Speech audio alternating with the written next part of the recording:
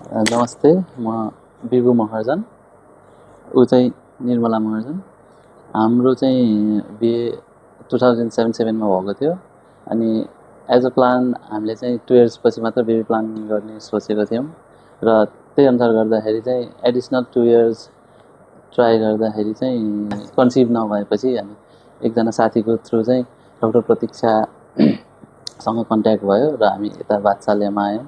PCOS जुन चाहिँ अन्डा नफुल्ने देखियो अनि अराउन्ड वान इयरभन्दा बढी रेगुलर नेचुरल ट्राई गर्दाखेरि पनि हामीले कन्सिभ नगरेपछि चाहिँ 6-7 महिना चाहिँ अझै ब्रेक गऱ्यौँ र ब्रेक गरेर अनि त्यो पछि बल्ल फेरि लाइफस्टाइलहरू चेन्ज गऱ्यौँ।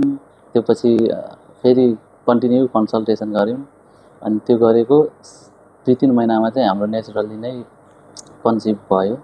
त्यसको लागि चाहिँ डाक्टर प्रतीक्षालाई एकदमै ग्रेटफुल छौँ हामी। सबै कुरा उहाँले गर्दा नै पोसिबल भएको हो एकदम। अनि वात्सल्य टिमलाई पनि सबैजनाले एकदमै एकदमै एप्रिसिएसन छ मेरो यो हुनुमा चाहिँ। थ्याङ्क यू भन्न चाहन्छु। मेन त फर्टिलिटी ट्रिटमेन्ट स्टार्ट गरेपछि धेरै कपलहरू बिचमा ट्रिटमेन्ट छोडेर जानुहुन्छ, फलोअपमा आउनु हुँदैन। सो पिसिएस भनेको चाहिँ कस्तो कन्डिसन हो नि, तपाईँ आइभिएफमा जानै पर्छ भन्ने छैन। Main lifestyle changes, dietary modification चाहिँ एकदमै इम्पोर्टेन्ट छ। सो नेचुरली पनि कन्सिभ गर्न सकिन्छ र फलोअप चाहिँ हुनुपर्छ तपाईँको डक्टरसँग। त्यो भयो भने अवश्य पनि नेचुरल कन्सिभ गर्न सकिन्छ, जस्तो उहाँहरूले गर्नुभएको जस्तै। सो अहिले चाहिँ उहाँको बेबी डेलिभरी भएको छ, एज अ 9th डे भयो बेबी डेलिभरी भएको।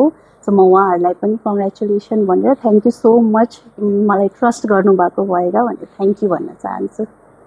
वेलकम।